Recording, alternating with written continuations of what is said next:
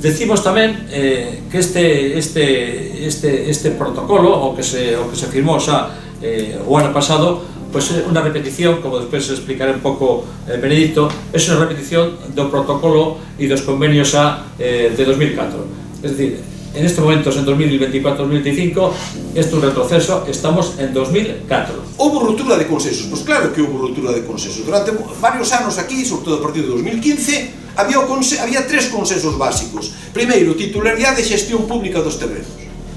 Por tanto, non se vende só o público. E a xestión ten que ser xestión pública. Primeiro gran consenso. Segundo gran consenso, demanda da condonación da débeda. E terceiro era consenso, participación pública no diseño e no futuro do bordo litoral.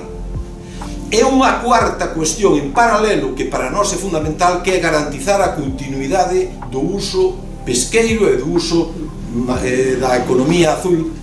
A maioría do suelo que queren vender, non todo, pero a maioría do suelo que queren vender era mar. Era mar, porque foron recheos sobre o mar. Recheos sobre o mar. Unha das grandes carencias que ten a cidade da Coruña. A cidade de Coruña, o concello, é cativo. Non chega a 40 km², é pequeno en extensión. Pero ten unha densidade enorme. Estamos nunha cidade que ten actualmente 250.000 habitantes. E unha das carencias que ten máis importantes, estratégicas de futuro, son as zonas verdes. As zonas verdes. Non é que digamos nós, é que din todos os estudios. Home, pois nós pensamos que, do que sobre, se sobra da actividade da zona portuaria, que mellor que continuar os xardíns de Méndez Núñez cara ali e facer un gran parque urbano, que nós entendemos que é unha das carencias, é unha das necesidades e das demandas tamén que necesita esta cidade. E iso combinado con equipamentos públicos dotacionais, desde equipamentos culturais, de uso ciudadano, etc., que creemos que tamén é importante. Eles din, un dos argumentos é dicir, non, hai que poñer vivendas porque non queremos zonas verdes onde despois a noite non ande ninguén. Bueno, e que pasa? O sea, hai algo malo en zonas verdes que poidan ser utilizadas de día e que de noite a xente poida pasear ou non poida pasear independentemente estar aí. O que pasa? Que os parques ou o Central Park de Nova York pecha pola noite? Pois non pecha pola noite, está aberto. Donde se veu que unha cidade plantexe a transformación da xoia da corona da cidade, que é o porto interior, a súa fachada litoral máis inmediata, quen se lle pensa que todo vai estar condicionado por pagar unha deuda pola construcción do porto exterior? O porto debe 262 millóns de euros da construcción do porto de Langosteira. Pero que o porto de Langosteira, 262 millóns, 175 lle debemos a Porto do Estado, e o resto se lle debe un préstamo do Banco Europeo de Inversións. O Estado, en definitiva, debemos 175 millóns. Ben, redondeando. O que nos debemos preguntar é preguntarse todos e dicir, bueno, vale, moi ben, isto para que se pediu o préstamo? Pois é para un porto, para o porto de Langosteira. E quen é o titular do porto de Langosteira? O Estado. É unha obra pública de interés xeral do Estado. Entón, o lógico é, o mismo que o Estado autofinancia a construción de obras de infraestructura, bueno, pois o lógico é consumirse o Estado. Ben, a resposta que dá o Estado, non, que son autoridades portuarias e os portos teñen que ter autonomía, no sentido de decir, bueno, o que construyes tens que pagalo ti, a propia autoridade portuaria non o Estado. Sí, eso o argumento está ben, se non fora polo feito de que o que se lle aplica, o que quere se lle aplicar a Coruña noutros territorios non se lle aplicou. Porque en Valencia, sabedes canto se lle condonou? 440 millóns de euros do Estado, entre capital e intereses, porque non pagaron un peso de interés polos seus préstamos. 440 millóns de euros condonou o Estado ao Consorcio de Valencia, que foi non para construir un porto, sino para todo aquela fantochada da Copa América de vela, do campeonato de Fórmula 1, etc. A pesca neste momento está moi minorizada e é o momento de darlle estocada. E o que van facer? Van a cambiar os usos pesqueiros por, seguramente, tráfico de transatlánticos. Acabamos de ver, non fai nada. Fai, creo que 2 meses, foi a primeira vez que conviviron, creo que foron 7 transatlánticos. Eso o que están facendo son probas de tensión, que se chama. Ver cal sería a tensión que pode acumular Coruña en tráfico de transatlánticos e utilizarlos para cambiar. Nos, por exemplo, no tema da información que estamos tendo na Cofradía de Pescadores, neste caso, que é o que presido eu, nos enteramos por medio de comunicación que iba a haber un traslado da lonxa de Linares Rivas para a parte de Oza. Nos están vendendo como que sería unha Oza ampliada, porque non sería exactamente o porto pesqueiro de Oza, sino que sería con un relleno de parte da zona da Repsol, pero un sitio exactamente moi pequeno e fora do sitio de decisión. Xa nos pasou, isto venos pasando desde fai moitísimos anos. Se vedes, primeiro abandonamos os barcos de mariña. A mariña xa non é un porto pesqueiro, agora son barcos de vela. Temos a presión dos poucos barcos pesqueiros que hai suprimidos.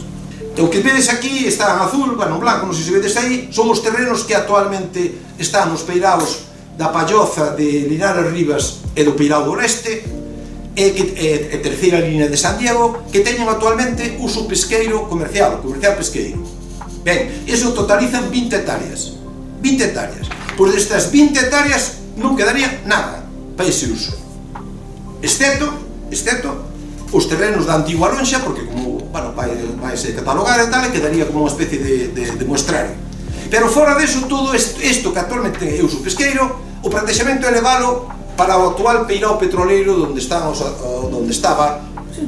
peirao de San Diego, de Repsol, que son 100.000 metros cuadrados. Por tanto, aquí, solamente nesta operación, perdes a mitad do actual. E non que digamos, nós somos planos, ni é non o desmentir. Outra cosa distinta é que diga, non, é que o porto vai ter a suficiente capacidade e todo iso. Home, pois vamos a ver que capacidade hai. Que capacidade necesita o porto? Nós non o sabemos. Nós sabemos o que hai actualmente, pero non hai ningún documento do porto que diga, non, que dentro de 20 anos o porto necesita tantos metros cuadrados. Non sabemos, porque o documento ese está no ainda elaborando. Está no elaborado, chamase Plan Estratégico do Porto. Está no elaborando. Houve unha reunión, creo que informativa, para presentar os traballos de elaboración, pero, home, o lógico era agardar primeiro e dicir, oi, cantos metros cuadrados, cantos superficie necesita a actividade comercial, e despois, unha vez que se soubera eso, bueno, pues plantexar, evidentemente, outras posibilidades de usos alternativos, etc. Bueno, lembrar tamén que en este proceso de participación das entidades celebramos no Concello da Coruña unha asamblea cívica, lembro que estaba presidida daquela polo alcalde Xulio Ferreiro, unha asamblea cívica con todas as entidades, non sei se se volvió a repetir na historia da cidade un acontecimiento que había que lembrar, non? O sea, unha asamblea cívica de todas as entidades no salón de plenos, diciendo, aquí está a ciudadanía, aquí está o povo, non? Bueno, pues, nos estamos por que se repita ese tipo de actuacións, non? Aberto o Concello para que se pueda presidir. Posteriormente, sabedes tamén que, de cara a esa manifestación, que xa digo, de más de 5.000 personas, pues hubo un apoio importante a nivel institucional, que incluso o propio Concello, a alcaldía sacou un bando chamando a esa manifestación. Bueno, pues nos anhelamos un pouco que se recuperen estas iniciativas por parte do goberno municipal, chamando a defender o que é noso e chamando a movilización. En 2021 hai 4 anos. En 2021 había na Coruña 457 viviendas turísticas. 457. Actualmente hai 1.370. 1.370. E subindo. Antes comentabas ti tamén, isto son pinceladas. Comentabas o tema das emisións dos cruceros. Dichedes algunha vez nos medios de comunicación de que a zona esta de baixas emisións, agora vides pola estrada e vides ali, entramos na Coruña, zona de baixas emisións, os cartéis. Vos bichedes algunha vez nos medios de comunicación dicindo que pasa cas zonas de baixas emisións no porto? Por que no porto non hai medidores de partículas? De San Diego. Eso lo preguntei. Por que? E por que os que había os quitaron? Como vos explicades que nunha zona de baixas emisións no centro da Coruña se excluya de control o maior foco de contaminación do centro da Coruña, que é o porto? Escoitáchelo nos medios de comunicación isto que estou comentando? Pois isto non é que inventeu, Benedito, está nos documentos. Podes mirar na página web zona de baixas emisións e mirar esa memoria. Entonces, como por exemplo, vistedes algunha vez que no porto exterior que vale 1.000 millóns de euros, valeu 1.000 millóns de euros, deses que temos que pagar a deuda, vos sabedes que non ten saneamiento? Que ben. E tedes coitado o Greenport, digo, Porto Verde tal, maravilloso, que vai ser na costeira, Porto Verde de enerxía verde tal. Pois o dato é así de simple, así de contundente. É un porto exterior sin saneamiento. As naves que están ali teñen pozo negro. Sabíades eso? Non sabía. Pois xa sabedes. E eso publícase nos medios de comunicación? Non, non, porque as prioridades do discurso dominante son outras.